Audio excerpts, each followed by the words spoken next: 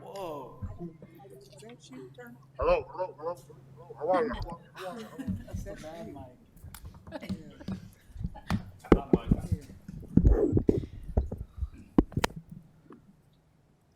think this one is too. I now call this Committee of the Whole, the Davenport Community School District Board of Directors to order. Would everyone please rise for the Pledge of Allegiance? I pledge allegiance to the flag of the United States of America and to the republic for which it stands, one nation, under God, indivisible, with liberty and justice for all. I'm just gonna leave that back. All right, the first item up is preschool data review. I'll turn it over to the superintendent. So with us today, we have our preschool team, and we're going to give you a little bit of an overview, of background of our preschool program along with our data. Lisa Stevenson is the evaluator program oversight for preschool. And so her and her team are here today. We have Tiffany Stallcup is the principal at Children's Village, and Stacy Struck is our early childhood specialist. So these are the leaders of our preschool initiative in Davenport. Thank you. Lisa. Thank you. And we have a slideshow to share with you here tonight too. Very similar to other previous COW presentations. We have data to look at and information to share. And as TJ mentioned, at the very beginning, we're going to do a little bit of front loading of what is the Davenport Early Childhood and Preschool Program, because we know some of our board members are newer, and maybe for those of you that are not newer too, just catching you up on all of the changes that have taken place over the last couple years at the Children's Villages, at our satellite preschool sites in the elementary schools, and at our private partners. And then we'll have time for questions at the end.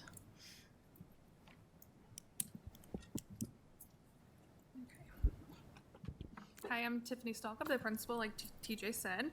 So we're just going to start the presentation. This is our staff. We had a whole staff meeting with some training at the beginning of the year, and we were so large we had to get a spot at the AEA because I have so many staff. So I thought that was we learned a lot, and there's a lot of people there. So according to the 2022 Iowa Urban Education Network, children that attend statewide quality preschool are 25% less likely to drop out of school, 40% less likely to become a teen parent, 50% less likely to be placed in special education after preschool, 60% more likely to attend college, and 70% less likely to be arrested for a violent crime. So today we are going to go through some background and participation rates in preschool. We're going to look at the preschool assessments, just to kind of let you know what they are and what they look like, some future goals, and then we're going to look at data.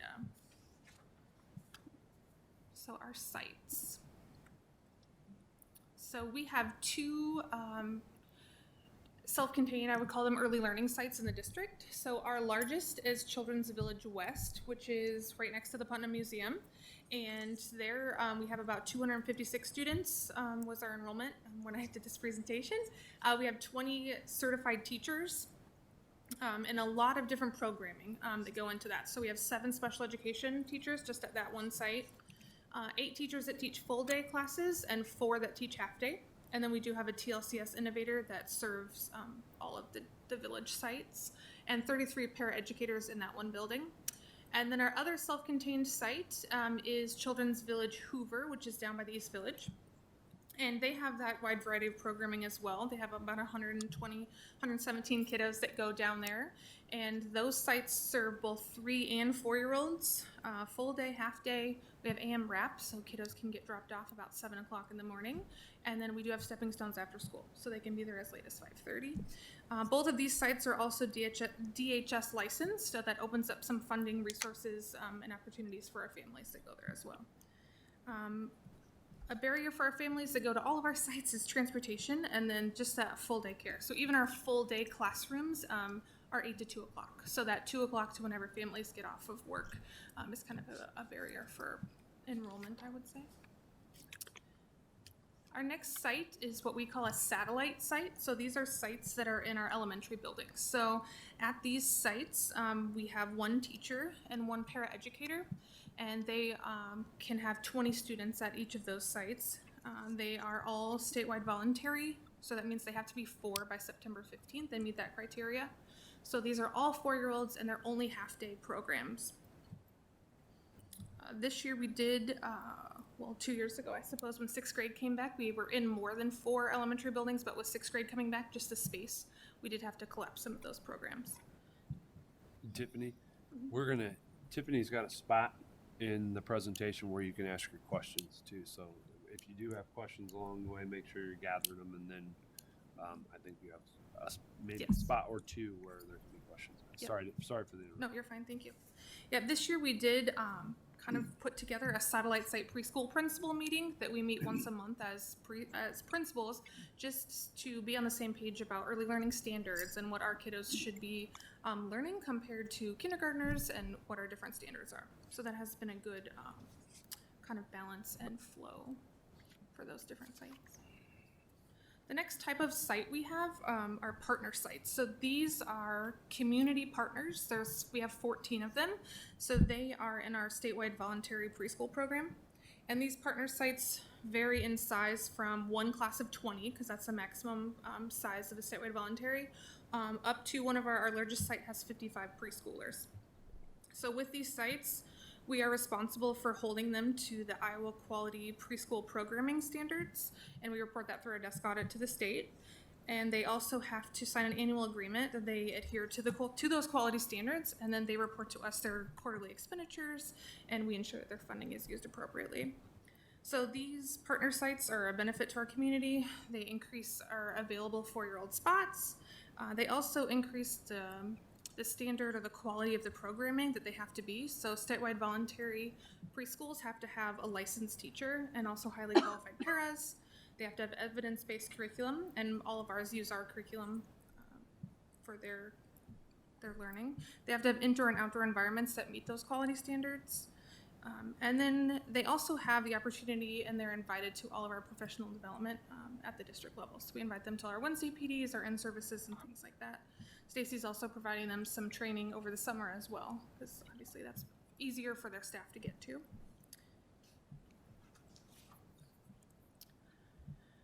So this is our 4-year-old preschool enrollment, and I just want to note that we are the fourth largest in the state for our 4-year-old enrollment.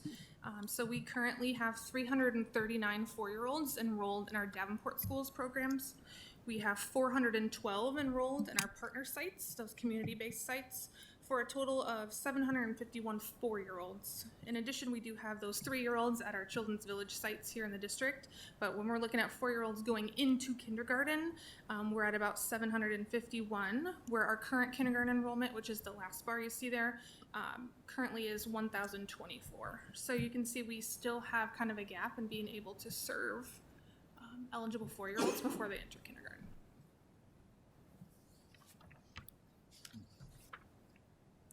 So this is just some enrollment data that compares preschool to just the entire district itself. And I just wanted to include this. I think we pride ourselves and our teachers do a great job with being inclusive in the classroom and having a very diverse population and providing that nurturing environment for their students to grow.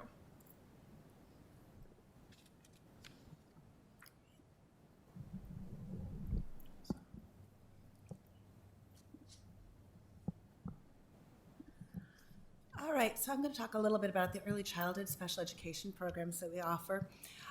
We have a unique relationship as with K-12 buildings. The students that they serve for special education are typically found eligible within that school setting, either by teacher referral or the student assistant team or team referrals. But all states across the country are responsible for providing services for children for birth to 3 through a program called Early Access here. And when those students are getting close to turning 3, they may begin a transition process where they may be found eligible for an IEP. And then we're responsible for providing them services in one of our preschool settings. So those students may turn 3 anytime during the year, which means we always need to make sure we have enough space available to serve those students. We also have the AA also has an early intervention team where they might work with students that are just in a home setting. They haven't gone to a preschool, but they come in with a referral from a doctor or a parent or so on. And then if they're found eligible, we are responsible for serving those students as well. Therefore, we've always got kind of a revolving door of who's coming into our programs. This year so far, we've found 78 students eligible from outside of the community, outside of our settings, that then we began to provide services for. And we currently have 17 meetings scheduled between now and June for additional students, and that may always change and raise as well. So we want to make sure we're prepared to have that seamless transition for them and make sure that they're ready to learn as soon as they turn 3 or are found eligible without the community. Because of that, we have a large population of special education students. So about a third of our students, of all of those numbers that Tiffany shared for our sites at Children's Village Hoover, Children's Village West, and those 4 elementary sites, about a third of those students do receive special education services. So it's a good chunk of our population. And of course, then we do have AEA support within our buildings as well to find students eligible there through our MTSS process as necessary. So that's a little background into our funding. So as you'll see, this is just a bar graph of the different ways that our budget is created to serve our students. So about 38% of our budget is funded by special education weighted funds, and that pays for the special education teachers. We have 10 of them throughout our sites. It pays for adaptive equipment. It pays for a portion of all of our paraeducators at our center sites as well.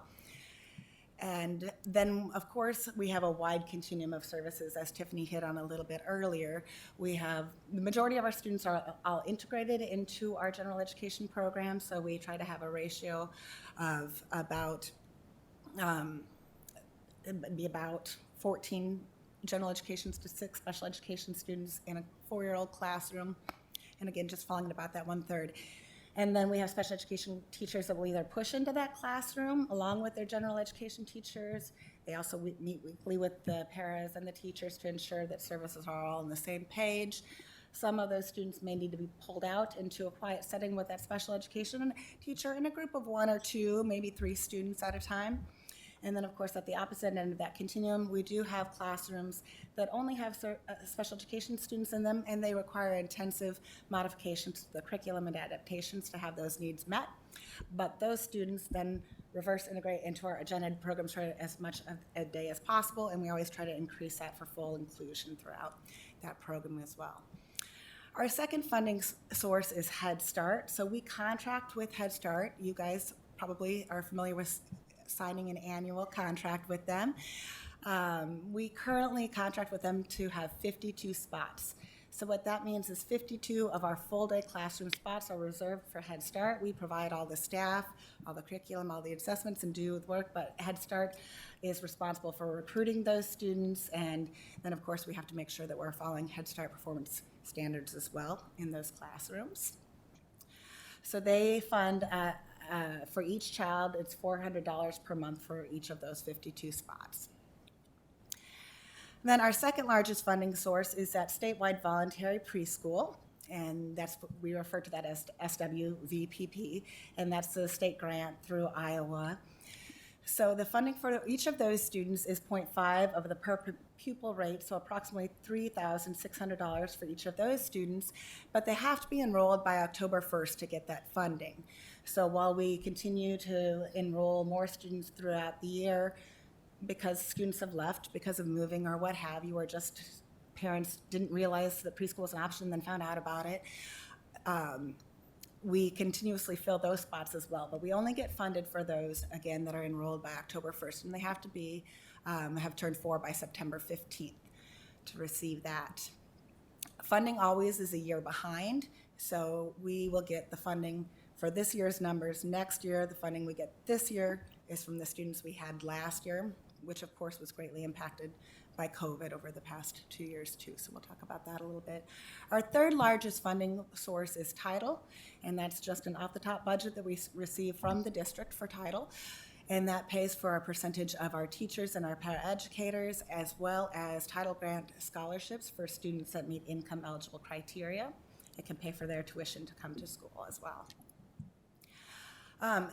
The next one on this graph is parent tuition. And certainly we do accept just tuition from the families to pay for that. Again, all 4-year-olds are free in the half-day program, but if a parent wants a full-day program, they can pay that tuition. But also encompassed in this number is a different variety of scholarships that we receive. So because we're DHS licensed, families are eligible to apply for child care assistance if they're working at least 28 hours a week, going to school at least 13 hours a week, and then meet different income guidelines based on their family size. We also have scholarships through Early Childhood Iowa, and at each site they can give us up to $5,000 a month, so at Hoover and West. And we are at our max for scholarships for that. And then there's a few other small-based scholarships in that program as well, but for the majority, that's the child care assistance that funds that and the Early Childhood Iowa.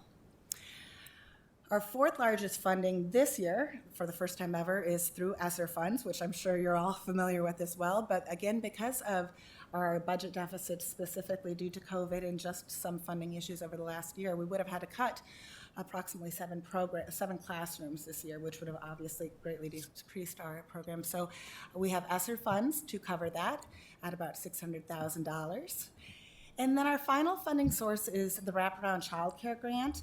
That's a grant we apply for every 5 years. We're in our 3rd year of that grant. We receive $78,000 each year for that, and that provides the funding for our staff to cover that AM wrap program that goes from 7 o'clock to 8 o'clock. It can also fund students if their main funding source is Head Start, Title Grant funded, or special education. It can wrap around and pay for a full day of care for them, again, if they meet eligibility guidelines, and it can pay for that Stepping Stone program as well. So it's a small part of our budget, but we're lucky to have that grant, and it helps a lot of our families. So those are our major funding sources.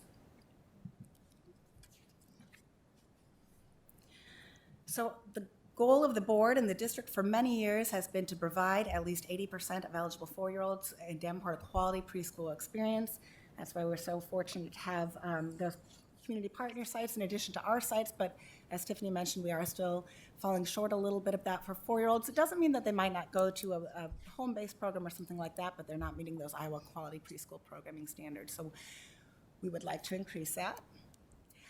And we'll talk a little bit more about that later in the presentation about some goals that we have to do that. But now I'm going to talk about the different assessments that we use at the preschool level. The first one that we use is Teaching Strategies Gold. That's a statewide assessment. All programs that are DHS licensed, statewide voluntary, Head Start, Early Childhood Special Ed are required to use Gold. So it's kind of like ISASP for your older students, but it's performed in quite a different manner. So it's a portfolio-based assessment. We take checkpoints. Oh, yep, you can go ahead and go, sorry. We take checkpoints 3 times per year. And the teachers are expected during each of those checkmark points to be collecting anecdotal data, observational data, pictures, videos, on-the-spot data, and then they're supposed to rate that at preliminary ratings throughout that checkpoint period so that by the time the finalization point comes, the first one comes in November, they're able to give a rating for that child. And students fall within color bands. So you can see the green band up there is the 3-year-old band, where the blue band is the 4-year-old band. So the students can be at a lot of different developmental levels and still fall within widely held age expectations for that band. And you can also see how the bands overlap. So while a student might be proficient as a 3-year-old in the middle of the 4-year-old band, there's a lot of skills that overlap. And teachers go through training on how to assess those skills. There are, you can see the different domains that we assess up there. There's a variety of them. There's 26 different objectives that we cover, and then there's lots of different dimensions under that. So there's about 143 things that teachers need to rate on for each student, each checkpoint. Peli is our universal screener. We did a beta testing when Peli was still in the works with the district starting back in 2012, and used it for many years while it was going through that research base. And so we got to do that kind of free of charge, and then we stopped using it for a while. We adopted it again last year. It's a great assessment to make sure that we are catching kids early that might not be meeting benchmarks. If you've been around the district long enough, it's written by the same company that did DIBELS, which used to be the Universal Screening Measure for Davenport schools. It measures 4 areas for our 3 and 4-year-olds: alphabet knowledge, comprehension, vocabulary, and phonological awareness. The research on this is based on benchmarks scores or cut points for risk. So it's a nice little database. It gives us red, green, and yellow for all of our students and lots of different reports. But the point that they want the student to be at is predictive of where they'll be at successfully in first grade rather than just norm referenced. And the way that we present this assessment, it's in a storybook. So it's like we're reading to the child, but you can see the first page is, oh, on this page I see a clipboard with some different letters, and you go through that. Comprehension, you read a story to the child and you ask inferential and prediction questions after the story. And then there's also a maze task where they're expected to retell and fill in the blanks with some of the missing words on that story. For vocabulary, it also has 2 components, and one of them is just picture naming. So you would show the picture at the top of this page and maybe point to the curtains and say, what are these? And they would tell you curtains. Or what is this? It's a triangle. The second part of that is the tell about section. And for that part, you're looking at the same pictures they've just named, but this time you want them to tell you everything they can about the curtains. So we want them to say, oh, curtains open and shut to bring the light out of the windows, so that we don't see that. We close them at nighttime. And so it measures a lot of different things. They can score 0 to 5 points on that, and it's based on their syntax. It's based on their understanding of the meaning of the word. It's based on if they can put 2 thoughts together. So in just a short little snippet, we can get a lot of information about those vocabulary skills. And the final area is phonological awareness. And so it starts with asking students to segment at that syllable level. So you show them a picture of a teapot, and this is a teapot. What's the first part of the word teapot? And they would have to say tea. And then later on in the task, it's identifying that initial sound. So this is a spider. What sound do you hear at the beginning of spider? Which is the greatest predictor of student success in reading later on. So we really want them to be able to get to that level. We administer this assessment on the same benchmark windows that the rest of the district does for FAST. And then we also wanted to make sure that we were doing a universal screener for math. So IGDs is an assessment that also has a universal screener for reading, but we really like it for math because it does give norms for both our 3 and our 4-year-olds, so we're not missing any of our students there. Again, it assesses 4 different component areas. The first one is simply oral counting. How far can they count? And then it looks at quantity comparison. So you'll see the quantity comparison task there on the screen, and it'll show 2 different dice, and they'll have to point to which one has more. That's a timed task, so it's just how many they can get in that 1 minute. Number naming is a little more complex because it does go from numbers 1 through 20, but again, they have 1 minute to name as many numbers as they can do. And then the final one is one-to-one correspondence. So similar to the dice, you'll see dots on a piece of paper, and we'll want them to do the left-to-right directionality, pointing 1 to 2 to 3, and as high as they can go again in that timed frame. So this is a very quick one to administer, but again, it gives us a lot of different information as how they're performing on those early numeracy skills, and we do it at those same benchmark windows that we do with FAST for the district. Oh, I'm going to turn it back over to Tiffany. Okay, so the district has an early literacy plan, and we are fortunate to be part of that, a pre-K 3rd grade through 3rd grade plans, and I also get to sit on the committee, so I'm super happy for that opportunity, and just to put the preschool plug in always. So for preschool, the measure of success in our district early literacy plan is the percentage of incoming kindergartners that attended preschool that are proficient on that fall screener. So they're ready to go to kindergarten when they leave us. So that's really our progress measure. And then the high leverage action steps that are outlined in our plan are letters training for our early childhood educators. And actually Stacy is our trainer. She's a trainer for letters. So we have completed that. So our teachers have that background knowledge, and we feel like they are well equipped to teach those early literacy skills. We have monthly early literacy professional developments over the science of reading, very similar to the elementary teachers. We do our CTTs, our collaborative teacher teams, and then we also adopted, or we're going to adopt a curriculum, the 95% phonological awareness kits. We have them, we purchased them through a grant, and we are going to be trained and start that in the fall. In addition to our high leverage action steps, we also had a grant. We purchased intervention kits focusing on vocabulary and oral language, one kit, and then also phonological awareness. So we're able to look at that data from the PELI that Stacy was talking about and really help teachers dive into their data and what students need, how can we group students, and what materials can we use. So we've been really working hard on that this year as well. So the future of preschool and DCSD, like this is what we want. We want 80% of eligible kindergartners to come, and then we want to send 80% of those off ready for kindergarten. So that is our goal, and I think we can get there. Something that we are currently doing, we were awarded the Belief Grant through the state. So this is a planning grant. It's a $10,000 planning grant. So with the help of Nikki DeFau and Lisa, we have created a team of district representatives as well as community partners from community healthcare, child care resource and referral, Iowa Reading Research Center. We have a team of people coming together that are going to help assess the needs in our community. So in that grant, we are looking to answer 4 questions. Those 4 questions are, what is the current state of our early childhood learning in our community? And where are the gaps between the needs and the services and the barriers for families? What family service providers must be brought to the table to address these needs? What defines a model early learning center, and what would it cost to implement this program? And what businesses or organizations would be willing to partner and offer that blended early learning? By the end of the summer, we're hoping to submit our findings and for our needs assessment, and that will definitely help move our program in the right direction. We're hoping.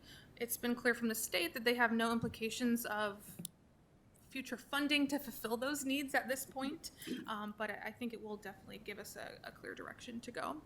Some potential actions that will help reach this goal as well. We're looking to expand our Head Start partnership from currently the 52 slots, potentially up to about 68. That gets a little dicey. Our 4-year-olds, it's definitely well worth it. The 3-year-olds are a challenge just due to our tuition costs based on what Head Start gives us. There's a little bit of gap there. So we're trying to work out. That's why it's a potential action. We're working out those steps. And then also a potential action is a satellite preschool expansion. We know that transportation is a barrier for families, so maybe trying to get some preschools back in those elementary buildings in the community, we feel would impact our enrollment data. Okay, our current kindergartners. So our current kindergartners are currently reporting that 59% of them attended preschool. And right now this data is based on what families check on their online enrollment. So 50% are reporting attending preschool. Of that 59%, only 24% of those kids are on our PAR list. So 76% of them are proficient on FAST by winter. So give those kiddos a semester, the majority of them are ready to go.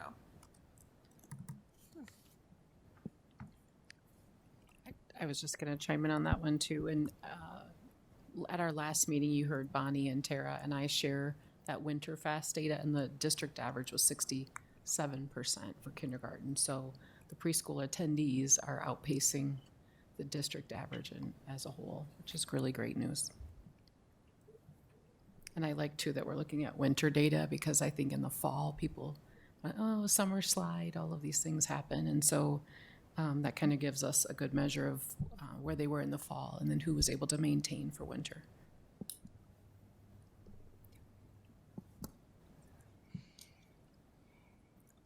Okay, next we're going to get into some data, and I'm going to put them up on the screen, but I do have them printed for you here in a minute. So this is our current proficiency data from fall to winter for both our 3-year-olds and then our 4-5. So our kiddos that are not 4 by that September 15th cutoff fall in our 3 to 4-year-old assessment, and then we have a separate assessment for 4-5. So as you can see, these are just our proficiency levels throughout the district on each category of that test. And again, similar to FAST, you've heard, these benchmarks are moving targets. So our alphabet knowledge is that letter ID, letter identification. In the fall, 4-year-olds only need to know 6, then it jumps to 17 in the winter, and then it'll be 23 by spring. So that moving target is definitely challenging.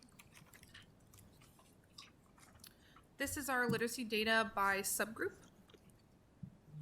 And again, I'll have these given to you.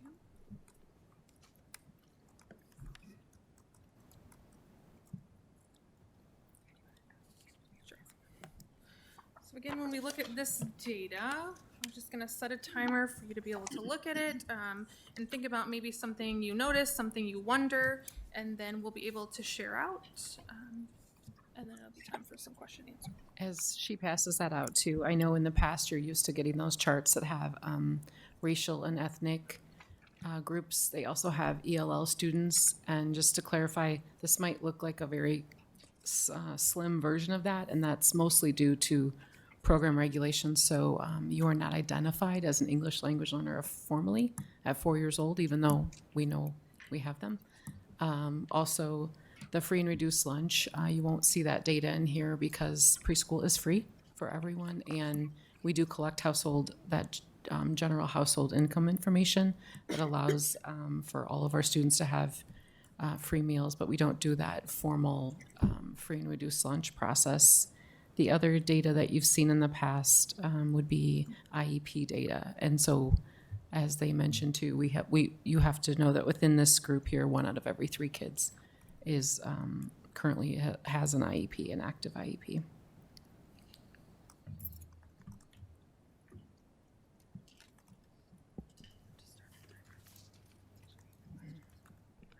Okay, so she's going to start a 5-minute timer here, but feel free, you've partnered up in the past, so feel free to do so. You don't have quite as much to look at this time, but hopefully you'll have a chance to look at the all sheet with the 3-4 and the 4-5 with the subtests for literacy from winter, and then also that same level of information for our subgroup data. Oh, and the IEP is actually the last box. I'm sorry, I didn't have my glasses on for that part. Would you like us to pair you up? I'll come sit over here. Nope.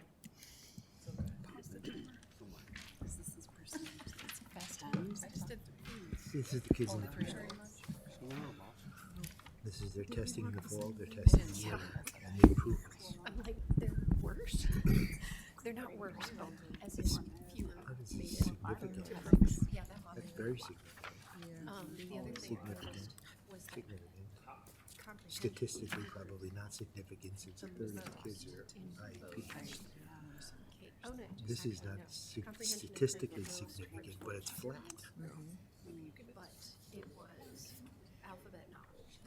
Most probably 4-year-olds. I wonder what the number Okay, is. I missed that. I hadn't got to How it. many yet, of the But kids? I just noticed what you pointed out about the 3 to 4-year-olds are doing in numbers, but in percentages, it comes to my brain a little bit more. Yeah, because you look at the percentages, well, there's, what is it in there? some of the stuff I was literally doing today. My 3-year-old. CV West is 256, And he's like, and sees the M. the other one is 117. My name starts with an M. And I'm like, no, your name has an M in it. So there's only 373 total kids. Does this include like the partner agencies, like St. Paul And and a St. third of Paul them. and? This is just So Davenport. around 120 are IEP kids. And I'm like, Do you track and he the goes, partners? so does So, Snake. okay. And I said, and what else does starts with that question? Oh, that's right. Snacks. Right. Down the Snails. single. Yeah. Right. How do you know that we're learning? Milk. And I'm like, They all have a milk learning sounds potential. like this. They're all What letter third is grade, that? 3-year-olds, M. So he like 3 and knows them. 4-year-olds. He does it. Starts with, begin with where they fall. And also like, yeah, milk. Like But he these are all if he good thinks about numbers. it, he's like, oh, no, Composites. that doesn't start with It- an S. What's interesting, it looks like Where does he go?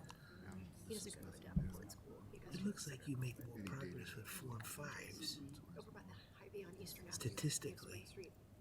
than 3 and 4-years-olds. You know, that There's a Eastern greater Avenue, growth. it's the east side of that. I mean, from 4. Their driveway is literally across Yeah, the street from but it's like it's 9 points here, 5 points here. This is statistically, but they probably It's they not probably science. don't know much of the alphabet anyway. No, it's And if you Is teach it them like the a song, childcare? It's a childcare They center, got yeah, it. but they do preschool stuff. And even homes do that, so it doesn't matter. When you do, Depending on the home, yes. well, they're supposed to. Yeah. look at Did it. they Look at say the why there's no data for that one? We've had better luck with centers because they have a much more. Phonological. That's phonics. That's sounding stuff out. Anyway, Maybe a 3-year-old. Homes or schools sometimes on You don't this. know that. If they don't have alphabetical Right, knowledge. so don't have that. That's a T. What's a T? yeah, that's not. It's a TH. What's that? So, I had not even But got. comprehension. well, if you notice, they really Okay, that was Then again- the 3-minute timer. Do we need more time? have more No room. question, preschool. No, we're good. Are you guys okay to come back? Okay. Yeah. We never- We lost our presentation. I don't know where it went. My knees still work. Mine don't. I don't know Sometimes. where it went. Mine do sometimes. I was Okay, gonna so say now we were just hoping to share some notice and some wonder with the data. So I don't know. Across the top, you see where it says, It's just a substitute, right, oh, that sucks. just a substitute teacher one. And just click into it again.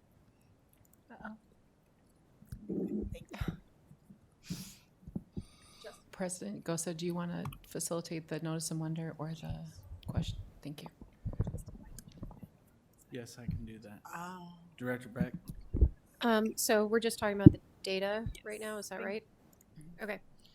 So Director Hayes and I both noticed right off the bat, if you look at the all preschool by subgroup, that everyone made improvements except for Black or African American students who, that doesn't mean they didn't improve, but as a whole, those students were less proficient after being in preschool for a while, which is not a good thing.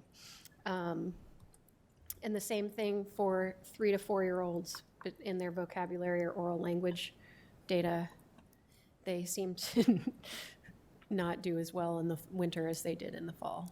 So.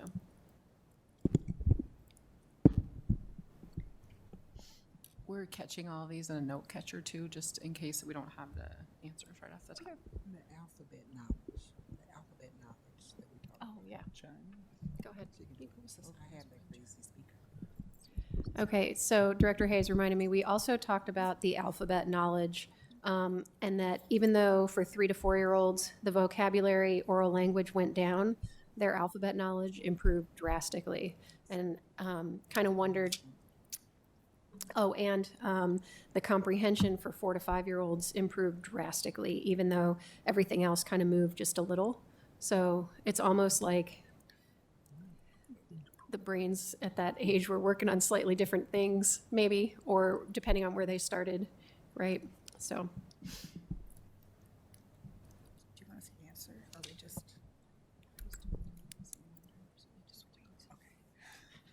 Director Potts or Gordon, you got anything? Go ahead. I'll say something. Thanks. I got the short straw. The first question I would have, and I think we all need to keep in mind, is what is the statistically relevant shift when you look at growth? I mean, because we look at vocabulary or comprehension from 55 to 77%. That's obviously statistically significant. Most of those are. It begs the question, I'm assuming, we were talking about the alphabetical knowledge of 3 and 4-year-olds. And we said, well, of course, they know the alphabet. Teach them the song, they got it, Hence the phonological awareness. I'm assuming we don't even try to assess that in the beginning because they don't know the alphabet. Okay, that's a dry hole. I guess the rhetorical question I would have is, beside alphabetical knowledge for 3 and 4-year-olds, growth doesn't appear to be very statistically relevant. I know you don't know the answer to that. I don't know the answer to that, but it's interesting that 3-year-olds, 3 to 4-year-olds, you're not seeing much growth other than memorization of the alphabet. But once they hit 4-year-old, then I'm assuming there's a brain development that takes place where the rest of this stuff can be acquired.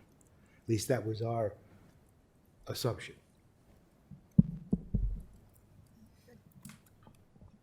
Let me repeat that to make sure I got that right. Besides alphabet knowledge, the 3 to 4-year-old group did not make big gains from fall to winter like the 4 to 5-year-old group.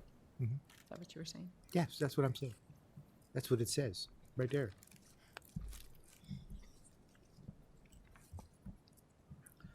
Directors Klein, Dromer, Poston.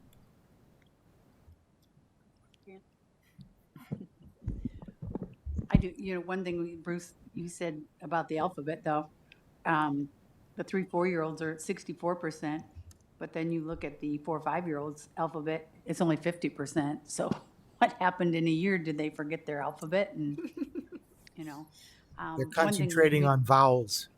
Yeah. We talked about is we wondered how the comparison is to the outside agencies that also offer 4 and 5-year-olds. Are their numbers similar to this?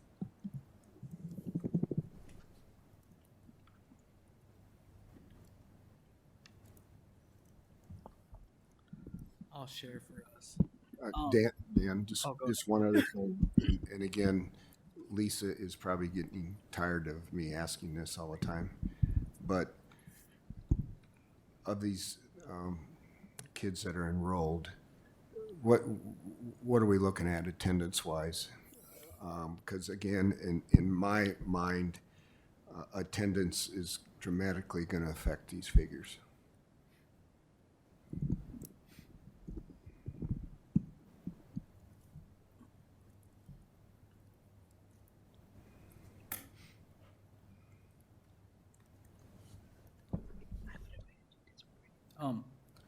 Along those lines, when you all present data to us, can you present the attendance data as well? Because I think that plays a huge factor into a lot of this stuff. I don't think some people realize that when their kid misses school and stuff like that, they're setting them behind. One of the things I had asked my partner, so you have the 3 and 4-year-olds and the 4 and 5-year-olds. Are there kiddos that do it at 3rd grade and 4th grade also?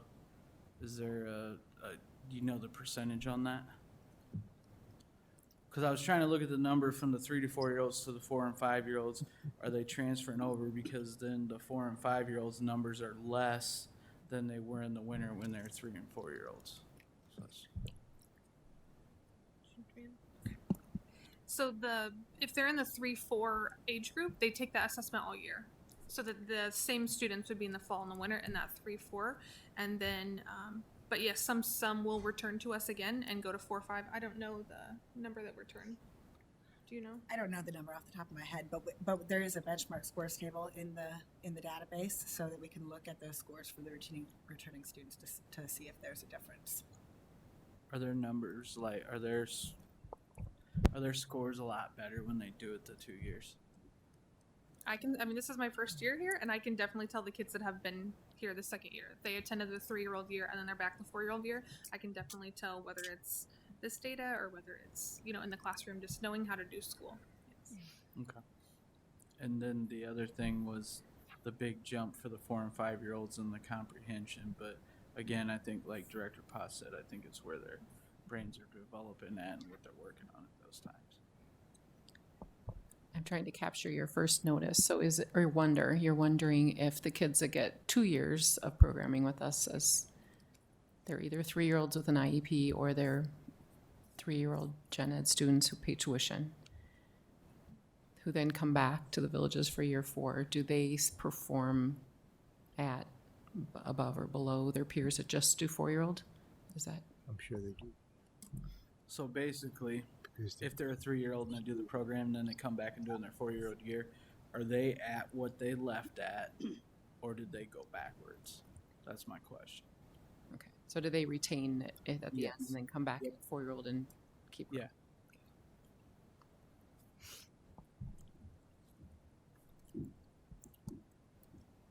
Okay, thanks for those notice and wonders. So now, that is the end of our presentation. So if we have questions, we're also working to have an opportunity. I know you guys got to go to the elementary buildings and see some literacy lessons, so we would definitely like to invite you guys out to Children's Village, and we will have that opportunity coming out soon for you to sign up for a time. And your questions were very particular this time. Sometimes I can just give you answers right off the top of your head. Sorry, I saw your hand up too. But what I'll do is Stacy and Tiffany can take this back to their BSAT because they have a Children's Village BSAT also teacher team and go through and answer these, and then I'll share them with the superintendent to pass on for follow-up. Thank you. Director Passion, you had a question? Just a couple things, if it would be all possible. First of all, are there any other community partner sites that have approached you that are interested in if so, are there, how many, and is that going to be feasible to bring on some more partners? Yes, we have had 2 additional approaches this year. So one is just adding a program. They're a current partner site, but they can add another a class of 20 students. And then another site has approached us, and we've had 2 meetings with her just to kind of lay out what that means. I will say the challenge for those sites is always to have a licensed certified teacher, because to be partnered with us and through the statewide voluntary program in Iowa, it has to be a licensed teacher. So sometimes those private sites have a hard time hiring and retaining those teachers. So that'd be the number one issue. What about the site itself? Is that ever an issue as far as the actual physical structure or the building or anything? Not this year. Have you had that experience? No, not this year, but they do have they have to have 35 square feet per child that's going to be there. There can't be more than 20. They have to have, play equipment that allows climbing and swinging and, running space. It has to be fenced. So there are a lot of physical criteria that they do have to meet, but we haven't had an issue with that with their current sites. We have lost partner sites over the last couple of years for what Tiffany talked about. They weren't able to secure a teacher, and so they couldn't sustain, but can always be welcome back. We do have carryover dollars that they can use for those startup costs for that first year. Is it strictly up to that partner site to find that certified teacher, or does the Davenport Community School District help with that? They do. We host monthly Zoom meetings with our statewide partners, community partners, and there's learning involved in those meetings, but it's logistics too, like have you turned in your claims, this assessment is due, et cetera. And they do have a chance for like an open forum of sorts where they can reach out to each other and say, hey, I've got a waiting list of this many kids. Do any of you have slots right now? Or I need a teacher for my 3s for next year, or 4s. Do you have any student teachers or people that are looking for employment? So they're their own little group, I suppose, but we don't take a direct role like from an HR point of view, I guess, of helping them find teachers. Would that be possible at all in order to help with the partner sites? I think we do unofficially, yeah. And we could probably continue to inquire to see if they're having issues with their staffing. The other thing too, in terms of facilities you were asking, that's been kind of a barrier for some in the past, is they have to have a secure fenced in outdoor play area, which depending on if it's a church or another location, that might not exist. So sometimes that's a barrier for some. And then just one last thing. Is it possible to have a comparison between the partner sites and the school Davenport Community School sites, both in scores and attendance? We can definitely dig into that. I know that's something I've done in my past too, because we think of ourselves all as one team with those 14 sites, and so they want their students to be as prepared for kindergarten as we want our students to be, and it creates almost a natural progression of results, right? You're comparing how your results are at each of your preschools. Okay. Thank you. Yep. Director Beck. So, yeah, I was gonna say, like, I know there are a lot of good childcare centers that aren't part of the Davenport schools. But it sounds like the barriers to that are more than just, having a licensed teacher, so that cleared that up for me. But that brings me to the other question. When students are reporting when parents report whether they've been to preschool or not, that's self-reporting, so it could be any kind of preschool. It doesn't have to be it's not whether they were enrolled in a Davenport preschool or not. So that's a cleanup that we've done with this year's online registration, and future work is instead of the drop down, I don't even think there was a drop down, but instead of just asking yes or no on a form you fill out about your child, we're asking where. Okay. Because I went to grandma's house and she did Yeah, something preschool with them. Well, that's nice. that may not What be we're the looking same. for. Yeah. Right, so trying to dig in a little bit deeper, and also to help us know, like, there's a whole lot of kids that are attending, ABC church preschool over here. What can we do to get them on board with us as community partners so they can raise maybe their quality of programming, which in the end benefits Davenport schools because they come to us as kindergartners. So my follow-up question then, one of the things that's always irritated me about the statewide voluntary preschool programming is that it only pays for half a day. And, I can afford to send my kids to a preschool that's a full day daycare that does preschool stuff, and that's fine.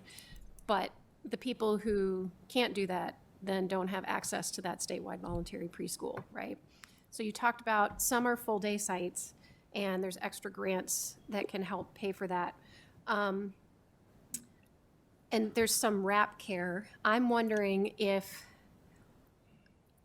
we are working on wrapping full day care around a lot of these families. So we get money for half day preschool or 2 hours or whatever it is for, kids at Children's Village, Hoover, right? Can we not work with a partner like the YMCA? I know they have their own early learning center, but to do the wraparound care. So the kids are KinderCare does its own preschools, but, where kids can go to the voluntary preschool and then they go to some other site for the daycare part of the day, right? Because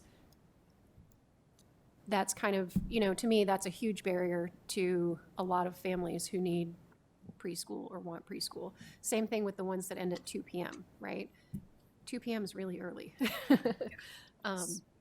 You're spot on with the funding challenges. It's 10 hours, and most families need 40 hours of daycare or services. And so we try to do full day programming, which, as you can see, stretches the budget quite a bit. And the other thing that, when you brought that up, that's the whole point of the Belief grant that we're working on, is trying to canvass the Davenport community to find out, are there some natural, like, we're the provider of the school part of it. And then for the other half, transportation is always tricky, but the other, how can we work with the Y or other places that are close to our elementary schools so that we could share children? Maybe they're the daycare piece of it or the licensed teacher piece of it. Okay. So hopefully our grant will uncover some things that we all know would help everyone involved. Yeah. I think too, I was going to say with the Belief grant, not only do we get to conduct our community needs assessment, but part of that grant and that $10,000 is for travel to outside districts just to see how they do it. How do they provide? So we are looking into right now what sites we might want to go visit and just ask them all those questions. How do you provide, or how do you fund those? How do you provide? What do you provide? Kinds of things. So. Yeah, because it's my understanding that other part of the day doesn't have to be with a licensed teacher. It can be just daycare, right? Okay. Within with ratios in mind of Correct, child to correct, adult yeah. and DHS guidelines and safety. And Oh yeah, no, it can't just be all the kids get dumped in a room with one person, but it doesn't have to be the licensed teacher. Yeah. Director Hayes. That was sort of my question also, what happens from 2 o'clock on with parents getting off early? You had mentioned 751 students were enrolled, and you're looking to get to 80%, but right now you're at about 50%. With the incoming students that are in pre-K now, in comparison to the kindergarten roundup, do you have any idea what those numbers are? I do not. No, I do not. I don't know how many of them attended Roundup. Does the district collect that? I can answer that, Okay. Vice President. Our roundups are historically poorly attended in many parts of our district. I know that my time of Monroe, the most I would get would be 30 kids, and we went anywhere from 100 to 75 wouldn't show up for. So roundup it used to be a very good determiner, predictor of what's coming in the fall, and it's changing. It still is in some schools, but it's not a good predictor all the way across the district. Okay, thank you. You also mentioned 1 in 3 children were in SPED right now. Can you even begin to imagine how that is? It may be COVID or any known factors that could predict that? I think our 4-year-olds are underrepresented, if that makes sense. So if we had as many 4-year-olds as we want and need, if we were able to say that we were at 80%, then that proportion would be more down to like 20 to 25, which is what most of our elementary schools are running at right now. So I think it's twofold. You have great community services and intervention services that are finding these kids that need support, but the average 4-year-old that should be with us but isn't because of transportation or you name it, isn't there. And so then that makes it look more proportionally. It throws us off, and it throws our classrooms off, to be honest, too, when you're trying to do peer modeling and other things. You want what is more of a typical balance, which would be, I don't know, Kim, off the top of my head, what is it now nationally? Yeah. I would just add to that too. Remember, the majority of those are at Children's Village West or Children's Village Hoover, but they come from all over the district. So if they were spread out in as many buildings as we have the district, the percentage wouldn't look that big. So for instance, right now we're in the process of doing kindergarten transition meetings for our special education students. So tomorrow we have 6 meetings at Jefferson. So 6 of those students are Jefferson. It's not as large, you know what I mean? They'll just spread out. 5 today we're at Truman. So it's just because they're so concentrated too that number is such a high percentage. Okay. And I will say too, a lot of those students that are newly identified are 3s, so their birthdays are just coming around and they're turning 3s, and our AEA is doing a nice job of identifying those students and bringing them in. And I think that COVID does play a factor. We're seeing a lot of nonverbal students, a lot of students that haven't had that exposure in the community with the rest of their families. So we are definitely seeing some of that barrier, especially with the vocabulary and just that oral language, them speaking. Okay, thank you. Director Kleindrum? Right now, could we accommodate more students in these programs, or are we now at the max with the teachers we have and the space we have, or?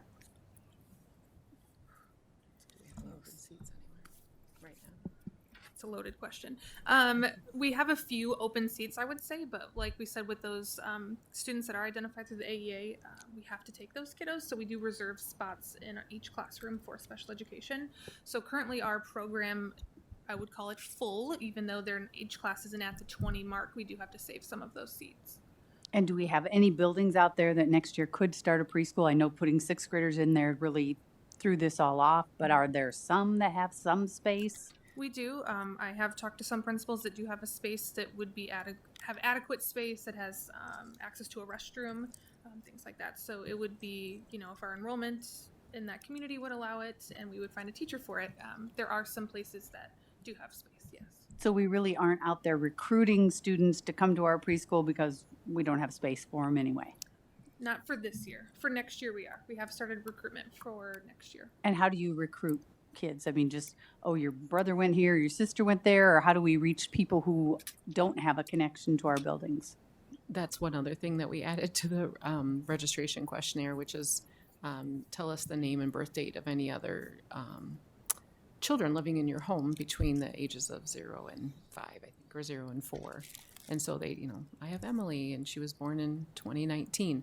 So then in Infinite Campus, that's our database manager, so we can run queries and see how many kids are that have siblings in our system right now could potentially be coming into our 4-year-old programming because they turn 4 by September 15th. So those, without that data, it's, we're just going on our incoming kinder numbers and hoping that that's right. But this is kind of a nice quality check on that, I think, moving forward. And we do know that there are around 5 or 6 schools that have space that could do a preschool classroom, just because they had the space prior to us having to close some of the programs. So it's a matter of, and if Kevin was here, he could probably explain it better, but we're not getting the dollars for them until after we've counted them.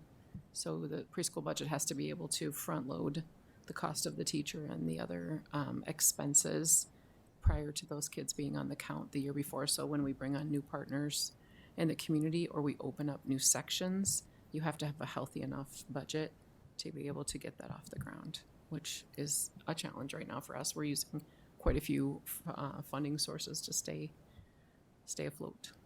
And who oversees Head Start? Does the district oversee it, and why would I choose Head Start over a Davenport preschool? So we do have a Head Start liaison, and of those spots, they are in our preschools. So the 52 currently, you wouldn't know them from any other kid if you walked into Children's Village West. So they are in there. It's just Okay. our Head Start liaison, her name's Rachel. She recruits them from their Head Start waiting list. She registers them and kind of hand delivers them to our classes. So that is the benefit of having that partnership with Head Start. Oh, they're not a separate program or place? They do have separate throughout the community, like there are Head Starts that are partners, but the ones that are contracted through us, they come to our sites. Yeah, and Head Start has a very large waiting list, so they're always, they don't have enough spots in their own spots, so they're always able to fill our spots as well. As far as recruitment too, last year we split the Davenport into 4 quadrants, and teachers spent several PD days. I identified gas stations, churches, dentist's office, doctor's office, and they went out and they put up flyers. They went down to the farmer's market, every week for a couple of months. They went to all the elementary schools, at drop-off time, and passed out flyers as parents were going through the pickup line. So we've done a lot of recruitment efforts over, certainly the last couple of years. We do. Usually the city of Davenport will have an event at Fedgeway Park in the summer and for just families, and so we brought flyers over there as well. Just a lot of different things like that.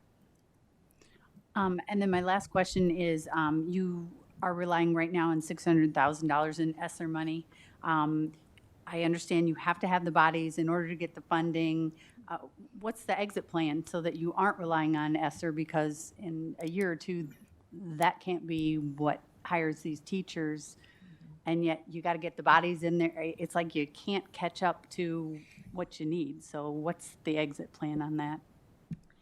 I think it's twofold. One is just increasing in general the number of 4-year-olds we have, which will increase the general funding source for it. And secondly, we're doing some deep dives into our special education model and how we're providing services to kids, so that hopefully in the future we can be more efficient and more financially. Some of the things that the preschool budget is paying for are possibly not general or special education expenses. And so we're really working as a team. We're talking about it this morning again at Cabinet, about digging into that budget and finding ways to look at our costs and look at our expenses so that we can live without Esser down the road. And also, we didn't know until late in the year that we were going to have Esser Funds. So certainly we spent a lot of time with our budget specialist and previous principal, working out different scenarios of how we would be able to ensure to have as many spots possible. So it's not like we haven't done a lot of the research on a lot of different models to see what we could do. It's just we are fortunate to have it now, so hopefully we'll continue to expand. So by the time it does run out, we'll have some more of our own revenue in there as well. I think our two biggest philosophical questions we're asking ourselves are, can we be a 3-year-old and a 4-year-old program, knowing that the 4-year-old program is the state-funded program? And can we do full-day programming for kids when we know the state only gives us funding for 10 hours per week? And so our families' needs and our students' results tell us that we need a 3-year-old program and we need full-day programming, but our budget tells us differently. So we have to find a happy medium somewhere between all of those factors. Do you do 5 days a week then? Do some of our community sites only do 4? And just Directors Gordon or Potts, do you, either of you have questions? She said mine, so. No? Okay. Director Beck? I guess my one other follow-up question would be, what is the possibility of, rather than thinking of partnering with sites, if full day care is an issue, finding sites and make the teacher mobile, right? So that, the teacher is going to those sites rather than the kids going to the preschool. Does that make sense? I don't know, just another way to think about No, it. we've considered that. One of our partner sites currently is having a really hard time finding a teacher for next year. So that's definitely something that we're considering, and just the mutual the benefit of it. So just kind of weighing that out, like what good would it do them to have our teacher to come there, just to kind of utilize their classroom. So we're working out some of those things. And I guess my last thing would be, I don't know how other board members feel, but if we have the physical space and we can find the teachers, I would like to see us put a preschool in all those places that we have the room, the ability to do so. I think that's something we've talked about in the past, and, COVID happened, but now's the time to get that. To piggyback off what you're saying, we 3 years ago, we looked at all the data of where our incoming preschoolers are coming from and where they're not coming from, and we purposefully planted preschools in the areas where the partner sites, the students weren't enrolling, and we attempted the model that we think is sustainable, and then COVID hit and we moved the 6th graders back down. So our biggest issue with making it sustainable right now is the notion of space. And there's also a mind shift that needs to occur. If we're going to put preschools in every building and have a satellite sites, then the buildings need to own those preschools, because it's incredibly difficult for Tiffany to be everywhere in Stacy. So the conversations that we're having, we know that we can't go back to where we were, where we had preschool from birth to 5, and it utilized 65% of our Title I budget. But we also know that we have to set the standard of what's sustainable, because we have a wonderful opportunity with Esser to front load, and it's a great investment. We know it is. The data is there, and we have years of data to support that. And so I'm really excited. I think what you've heard is that there's what works inside of our district is when we have a committee and a system. So you heard the team talk that there's now a preschool team. The problem with the preschool is it's Title I, special ed, early childhood. So there's going to be a lot of people sitting around the room. And so we've got to determine the funding source and then the programmatic issues. But that team needs to meet regularly and then set the course. And then eventually we will bring a recommendation to the school board that this is how we're going to move forward with preschool. because right now we're kind of piecemealing it all over. So, but I definitely see the direction that we're heading. It's sustainable. Long-range facility planning is going to play a huge role into that, because I believe that our team knows where the pockets are to fill in around our sites. I'll just add a little bit to that too. You know, certainly that's everybody's vision would be to have that too, but that's part of the problem our budget is where it is because we expanded so rapidly, but we never filled all those spots, you know, so we have to be very strategic about making sure we have full enrollment to support a program there, because some of our neediest buildings, we've had programs there for multiple years, and we did the wraparound care where it was just paras in the afternoon, so it was full day, and maybe we'd have like 6 to never above 10 families enroll. So, yeah, so we just have to be we just really have to make sure we have those numbers as we're expanding to make sure we're budget friendly. Recruitment. I think everyone's asked their questions. On your recruitment part, I would recommend getting banners made, put them at every school, and in the parks, I'm sure we can ask the city about that, because families will be taking their kiddos to the park. I do it for Little League every year, and I get a ton of kids signing up. I mean, I put it all around town in my area, and it's like that. So I would recommend doing something like that, and then the banners can be used every year. It's cheap, and it'll bring in a lot of kiddos and stuff, because some parents might not know about it. I know we got emails about it for our kid going to Fillmore, and then we would get things about it. So, and having other kids in the district. But I want to get back to the positive part of it. I appreciate the data, because that's what we were here for, the discussion, not me to tell you how to get kids or do your program or anything like that. I do like seeing all the progression that the kiddos are making from when they started, from in the fall to the winter. So I think that's all positive on that. I agree. I wish we could have them in every classroom or every building. That would be great. But again, you got to be able to house them and have all the kiddos to fill that room. My question is, and we only get funded for the for like the half-day preschool, but then some of our partner sites, they do full day, but it's free as well. So how is the difference in that? And I do know this because I did sign my kid up a couple years ago, and it's pretty expensive to do. I think I was paying $125 a week or something, or a month, something like that, when I could have sent my kid to JFK and not paid at all. I'm just curious about that.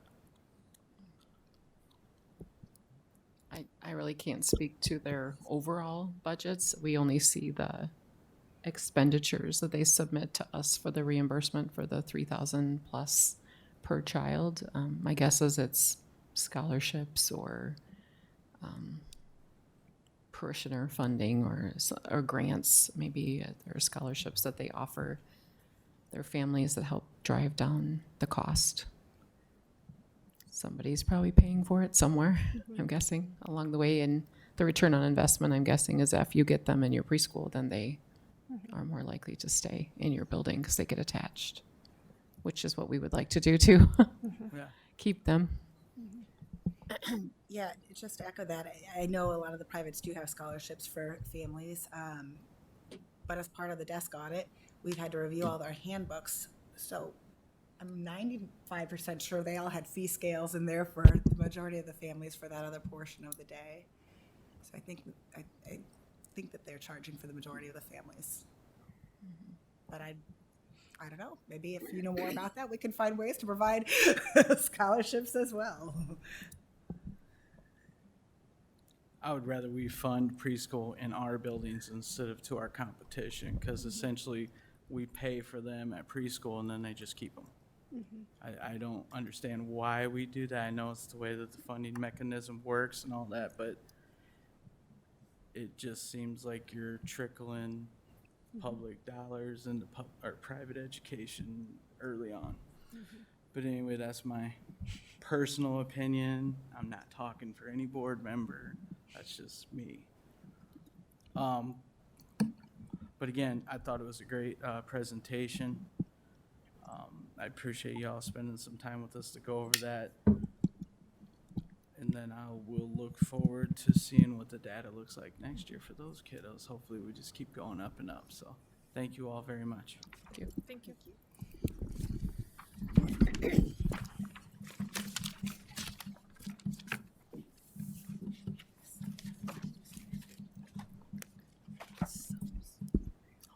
Our next presentation is an update from a board request on guest teacher pay. So Jamie's going to give us a brief presentation on that early childhood theme. Thank you very much. It was a great interaction. More to come. I was trying to give them a minute to get up and stuff, but that's cool. Go ahead. Yeah. So, Jamie, we've reviewed the board request, and Jamie is going to give us an update where we are, where we stand with our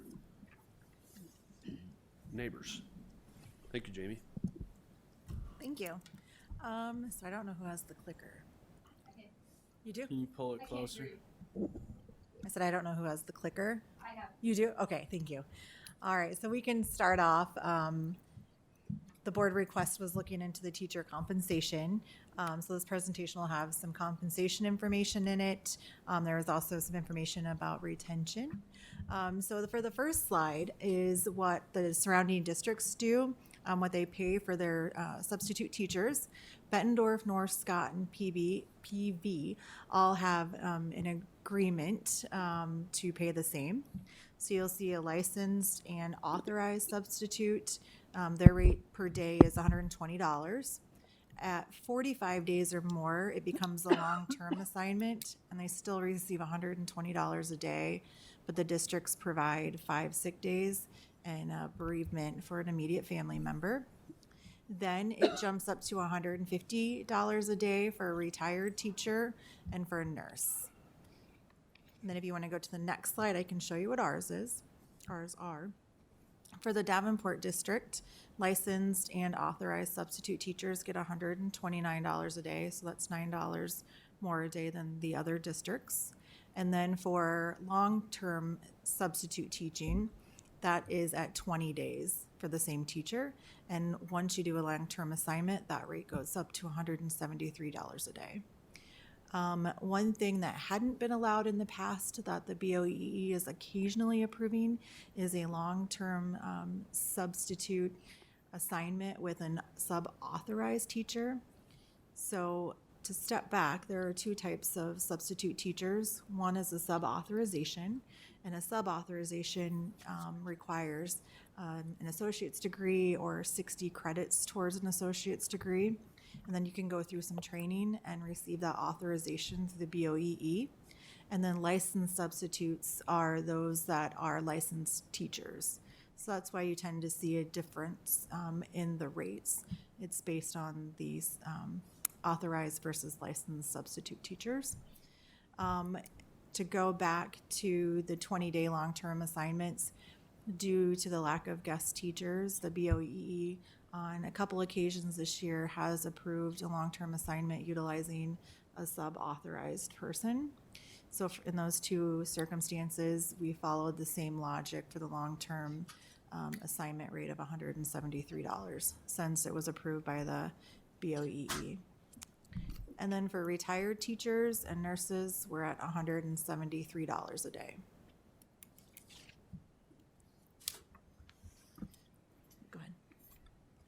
You click one more on the cost. So I had Lisa Cruz pull some numbers on the salary costs over the last few years. For fiscal year 2019 to 2020, we almost spent $1.5 million in sub costs. Last year was lower because of COVID, but still a fairly significant cost to the district. And then right now, from the beginning of 2021 through March, we're at about $1 million. So at the bottom there, looked at what it would potentially cost to increase the rates. It's a bit challenging because there's different sub-assignments put into our ASAP system that they can go out and select. So it's a bit challenging to determine how what type of sub, the $129 sub-authorized sub or the $173 a day licensed sub, so to actually determine what an actual increase would cost. But just 3% to using the 2019-2020 data, because it's more applicable since we haven't finished a full year this year and last year was COVID, that it would be $43,748 just applied to the salary. Now, I got some additional information on the FICA and IPERS. For a 3% increase, that would be an additional $6,000 added. And then 4% would be your $58,331 plus $8,100 for FICA and IPERS. And then a 5% would be your $72,913 with almost $10,000 in FICA and IPERS.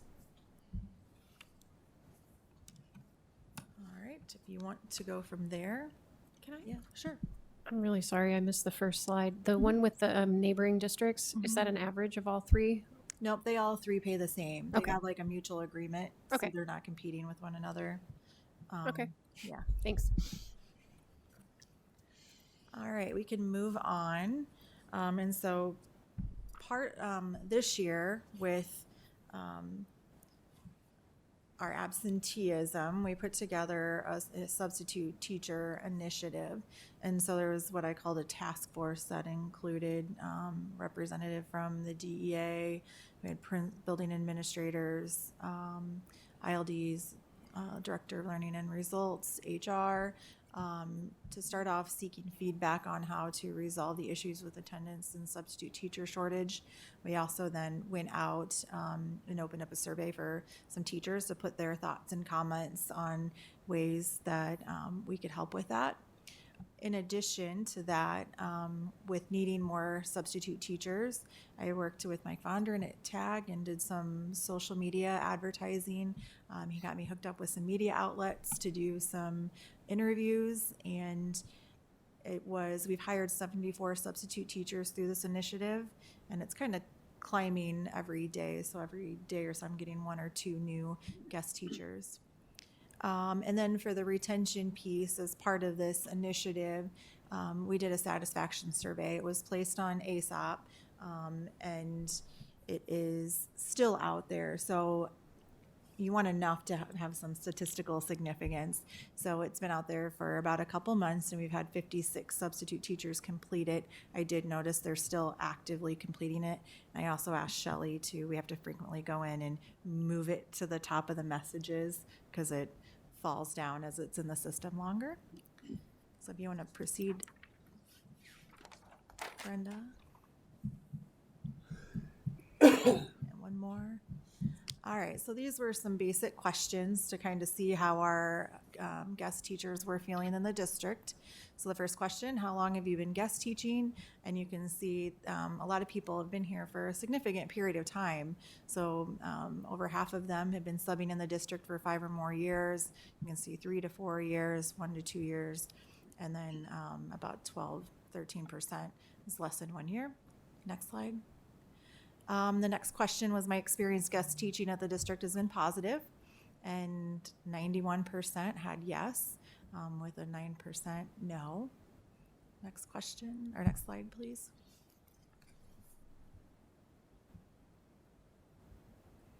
And then please rate your satisfaction as a guest teacher.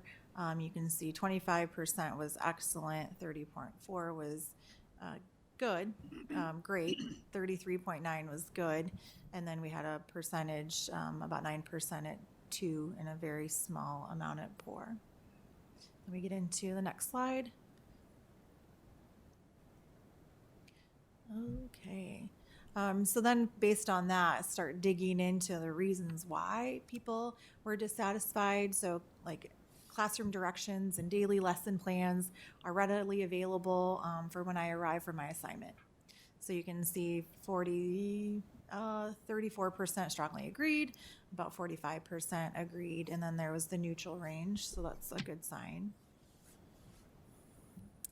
I find it easy to accept assignments for substitute teaching. We have the ASAP system, The vast majority of people know how to go in, and it's something that Shelley goes through as the guest teachers are coming in as an onboarding piece to show them how to use the ASOP system. Next slide. Other teachers are willing to help me if I need them. You can see allows a positive feedback there as far as strongly agree and agree. Next slide. An administrator checks on the classroom when I substitute teach. You can kind of see that's where we have some room for improvement. And that was some open-ended question feedback is at other districts, they'll have people pop in and check on them, and they said that helps with the classroom because they have that sense that the principal is watching them and know that there's a guest teacher there. Next slide. I'm treated with respect by the faculty and staff, another positive response to that question. Next slide.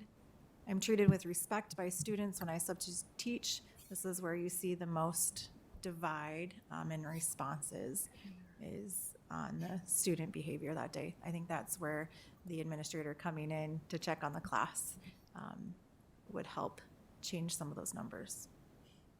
And then next slide, I generally feel safe.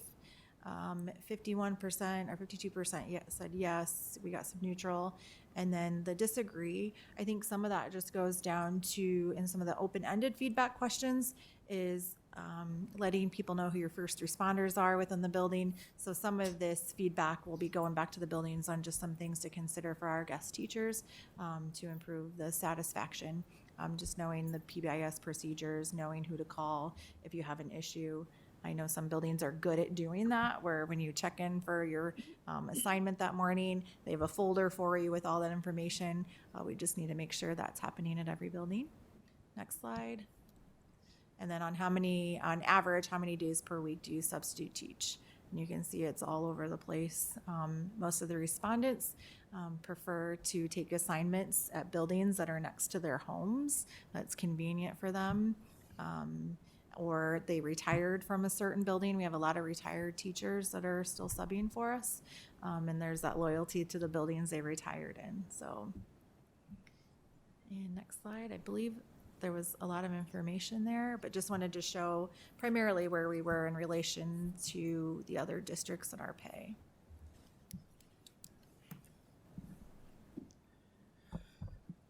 Director Kleindro. I have several things. Number one, the amount we're paying for people to sub during their prep. I mean, I truly believe if you're giving up your prep subbing, you should get paid. But how much it has gone up this year, and we're not even at the end of the year when April, May goes even higher, it is alarming how much is out there. Way back in the day when I subbed, and it was different. Somebody actually called me on the phone. I couldn't pick or choose.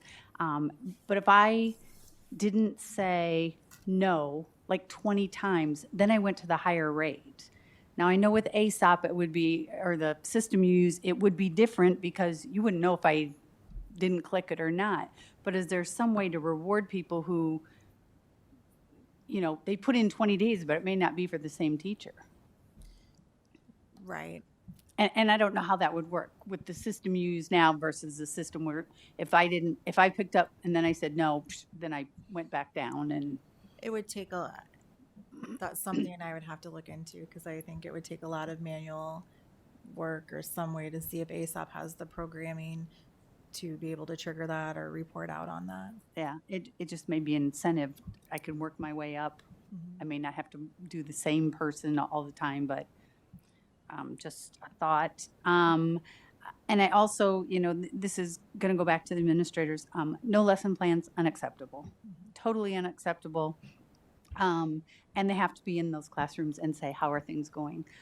When I taught, I always, if there was a sub next to me, I always stopped and made sure. My grade level team always went to the person, checked on them before school, during the day, anytime I could. But I'm not going to lay this on a teacher. Administrators have to get in there. And if I show up and there are no lesson plans, they need to be addressed when they come back because that's not for the sub to have to figure it out. Right. Director Beck. Shoot. Go with Director Gordon. I just totally lost my train of Director thought. Gordon. Okay, I have several questions, but I want to start off by saying thank you for putting this together. This is informative and helpful. However, it's missing some information that I am interested in. I see that you have put in the costs of the substitute salary, but that it doesn't indicate when the last raise for substitutes was, which was one of my original questions. I haven't been here long. I mean, since I've been here, there hasn't been one. I do not know. Okay. Last time. Okay. So I look at those figures for the salaries and I assume that that's the whole bucket for all of the substitutes. That's what we're paying in a year, or that's what it would cost to increase that for 1 year for a pool of substitutes? That would be assuming that we use the 2019-2020 data as somewhat of a normal year, and applying an increase to that, because it would be very challenging to determine how often somebody making 129 versus 173 is subbing to get an actual real cost. Sure. So, knowing that, I know that, 43,000 to 72,000, or, plus the 6 to 10,000 for FICA and IPERS, it's a big chunk of change. But I also want to say to my fellow board members, it's not unmanageable. If we can pay one ILD more than that entire cost, I think we could make a way to find that money to show our subs appreciation, and that they're valued and that we want them in this district. And that's not to say that any of our ILDs aren't worthy and deserving of that money. You guys are. You're doing a fantastic job. It's just the point of,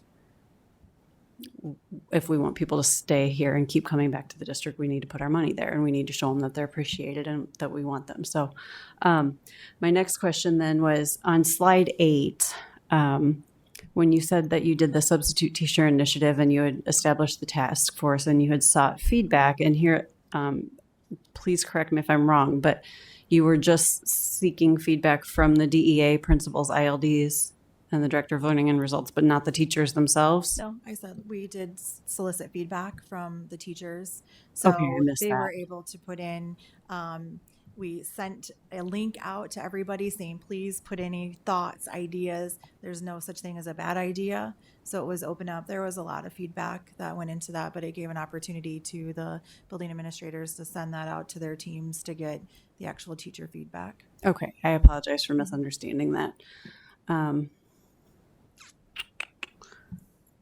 I think that's actually all of my questions. Thank you. Director Beck. So I remembered, but the first one actually arises out of that. When you say give feedback, were the substitute teachers able to give feedback as well? So that's the satisfaction survey. Okay. So that is what it's been open for a couple months, and I'll continue, because as we hire new guest teachers, we're going to want them to fill it out. So that is, there were a lot of open-ended questions. It would take me a long time to go through all of those, but there was a lot of feedback in those open-ended questions too. I might recommend, instead of just keeping it up indefinitely, because people start to get, oh, I've seen that, or I've already done that, putting it up, taking it down, putting it up quarterly or something like that, so that anybody who hasn't done it yet can do it. So my other thought was, it'd be interesting to see, compared to, especially the question about administrators checking in and the students respecting the teacher, the sort of two negative things. It'd be interesting to see how that compares if we could ask the same question of our full-time teachers, right?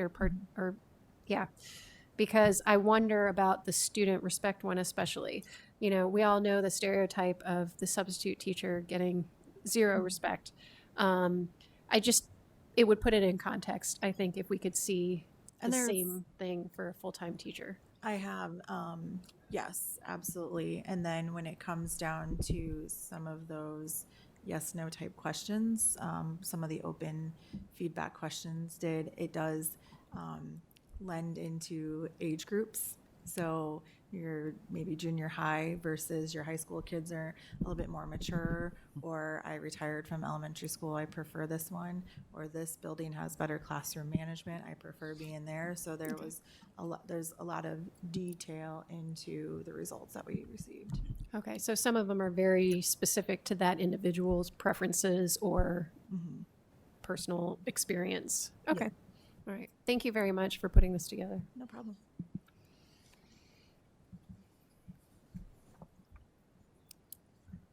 Director Potts? You hit on something, just said something that I was running through my head. It'd be interesting to see a breakdown of the substitute teachers.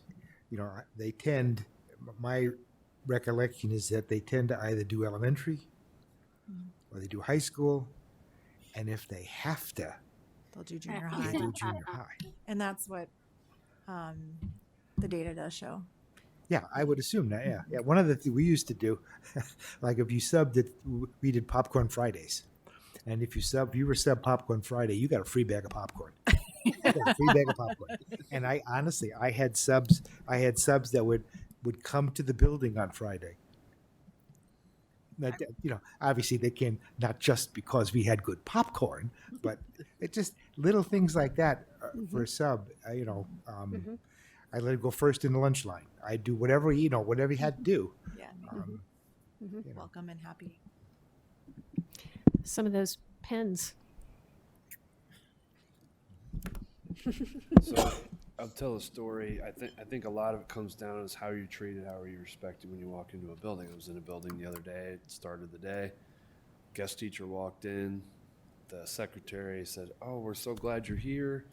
You're subbing for Mr. Goz's room. There was a clipboard with a key on it. The instructions. There was a map for the building, instructions, and all the things necessary for that guest teacher on a clipboard." And you could just tell it just made the guest teacher at ease.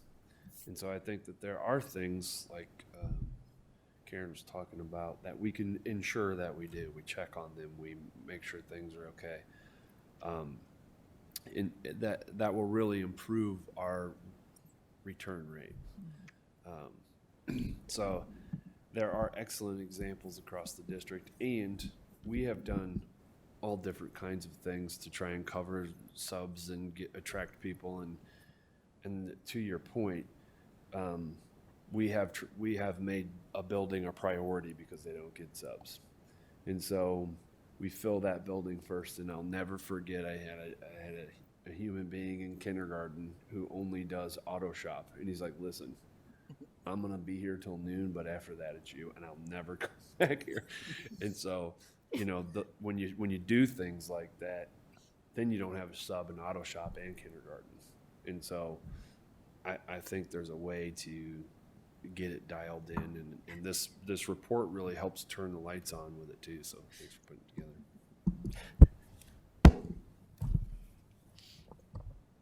Director Hayes or Posh, you got anything?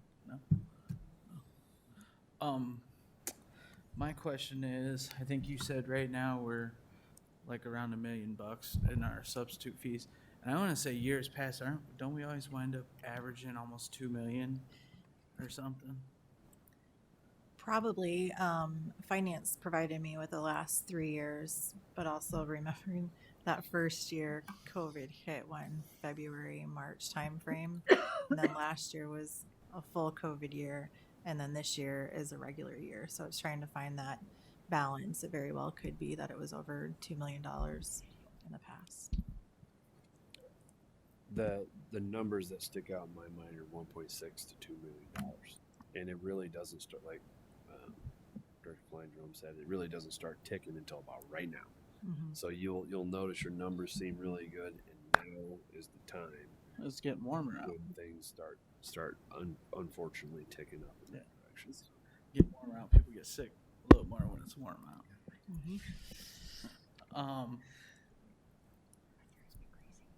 When you gave the percentages, so what's a 3% on the 129? Do you know? Yeah. Let me go back to my. So if we based it on like $1.5 million, a 3% with FICA and IPERS would be about $50,000. So what is that? What would their daily pay? What would Like that go up a equate to? dollar Do you or have two? It would go up about 3% So it'd be like to the 120, 130 or 129 and 173. $3 or $4. Yeah. right. I mean, it's at 129 now. So if it went up, it would go up a couple bucks. Yeah. And all the other districts are at 120. Yes. So then we should have like the mark on. And I think we do based on when working with TAG, when we part of our strategy was putting our hourly rates on our media, and that did drive a lot of interest.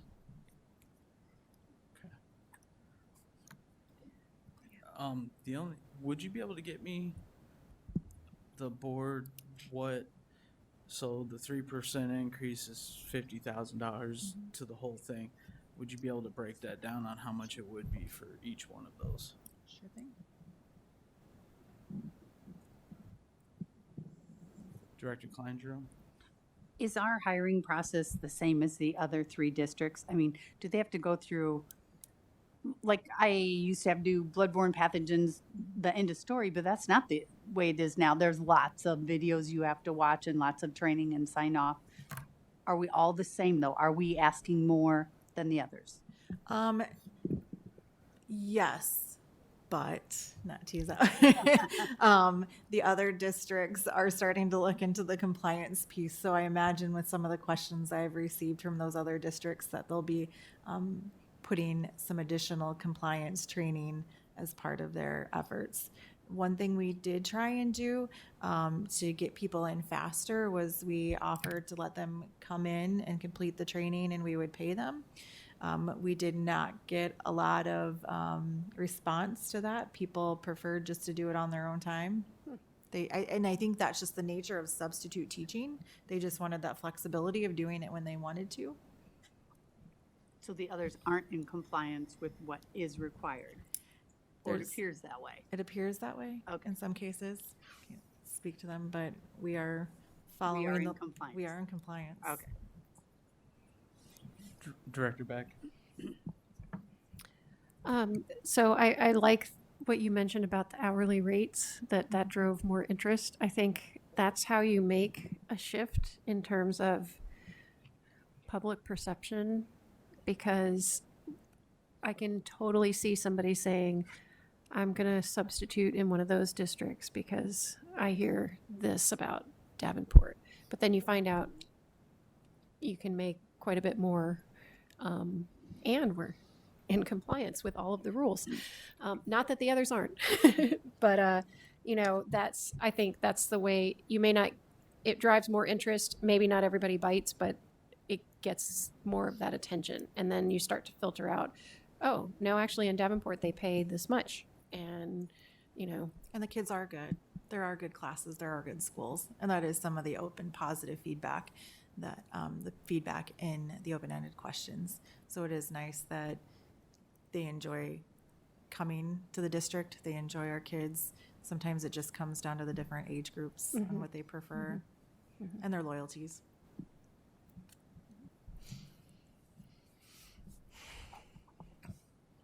Any other questions?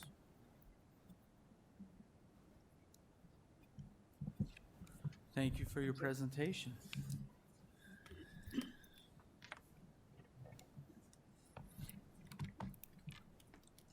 See how I let her get up before I moved on? I wrote it down. Good job. All right, we'll go with board reflections. We'll start on this side of the room with Director Gordon.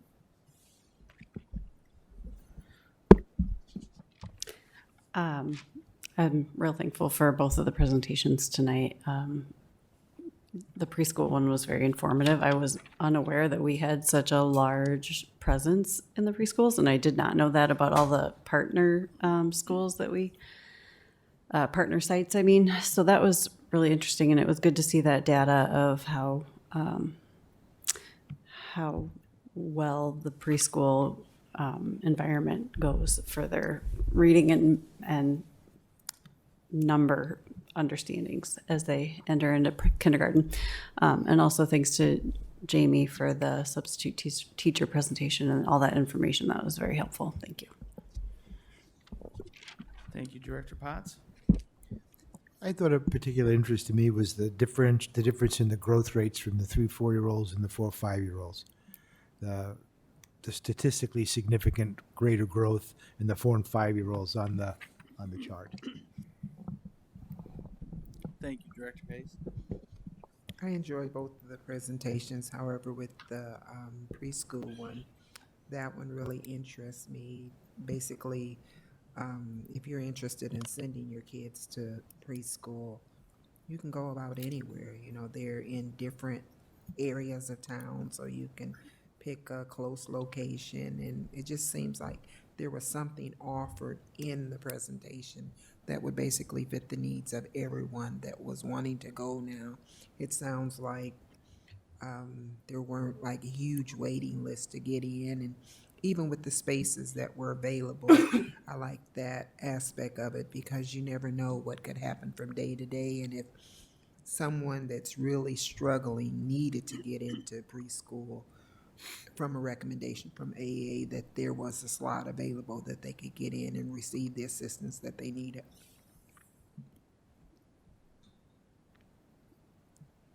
You still had your mic. I don't know.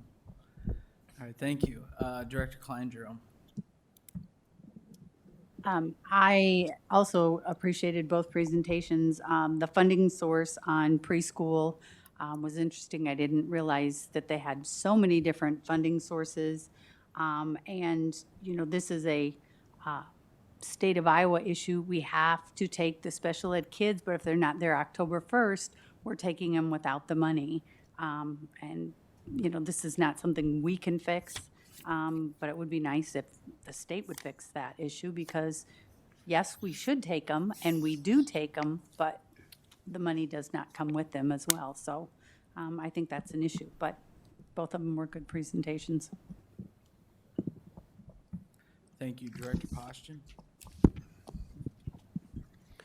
I also enjoyed both presentations. A couple things on the preschool data.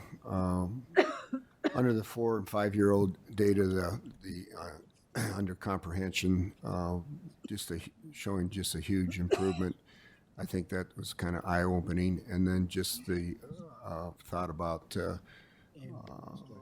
third of the preschoolers being special ed students. So, and then I also, like Karen said, did not realize that there's that many funding sources for the preschool. Thank you, Director Beck. Yeah, it was interesting. The preschool literacy data was interesting. My 3.5-year-old is doing a lot of those things right now, and so it was really cool to be able to see the connection and, you know, really understand what's going on. I had no idea that there were that many funding sources for preschool either. That is a lot of things to make fit together, a lot of pieces for one puzzle. But I'm impressed with how we've managed to make it work. And it is great to see that in almost every case, students are growing, and that our data show that students who do attend a preschool are less likely to have some of the negative events that would prevent them from graduating on time down the line. I guess negative events isn't really the right word, but things that would prevent them from graduating on time down the line. Thank you, Superintendent Schneckloff. For me, preschool has been, over the last 10 years, all over the map. You know, we keep reinventing it. And a Gary Sinclair line fits perfectly with early child. We can do anything we want. We just can't do everything. And so we have to decide what it is that we believe in and then go be and then go make that sustainable. Because the unpredictability of that is really tough for families. And so the thing that is most excited me tonight, and it was obscure, but you heard Lisa say, well, we've got a team and we're starting to meet, and that's what's going to make it sustainable. That's what's going to make it very clear. And it is difficult because you have to braid those funding sources to make it work. That's the most exciting part about, because we know that works. We have wonderful preschool teachers. I can't wait for you guys to go in the preschools. If you haven't been in one, you're going to love it, and you're going to want to immediately give them all raises, because the preschool it's a very unique environment, beautiful environment. And I'm very excited for that to be stable, for us to know exactly what we are as a district and what we believe in, and kind of reset that. So that was the part that excited me the most from the meeting. Could I just say something? You are absolutely right when you think about our preschools and how we have popcorned all over the place. It used to be they were a full year, and teachers were on different schedules in order to accommodate all that, and then suddenly we cut that out, and then we had them in the buildings, and then we took them out of the buildings, and we do need to have a plan and work that and quit changing everything. Totally. You didn't even give me a chance to say no. I'll let you have my reflection time. Okay, I'll do it. I thought both presentations were great. I always love seeing where we're at with our scores and everything, and where the data's telling us we're at. I appreciate the one on the guest teachers too, because when I was coming up through the district, I had a lot of great guest teachers during my tenure. So, and we are always the model classes for all of our guest teachers. Always. Just don't ever go ask any of them. All right, with that, I would entertain a motion to adjourn. So move. Is there a second? Second. All those in favor say aye. Aye. Meeting adjourned.